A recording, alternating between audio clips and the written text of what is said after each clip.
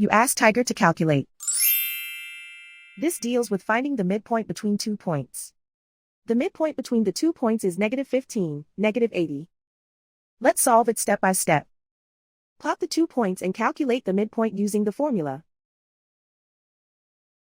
The coordinates of point 1 are, x1 equals 53, y1 equals -84. The coordinates of point 2 are, x2 equals -83, y2 equals -76. PM represents the midpoint of the 2 points.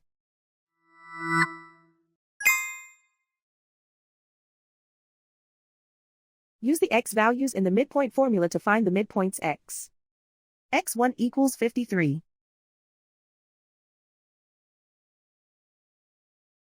x2 equals -83. Simplify the arithmetic.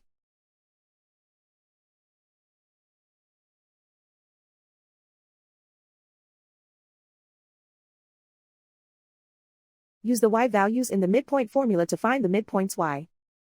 y1 equals -84. y2 equals -76. Simplify the arithmetic.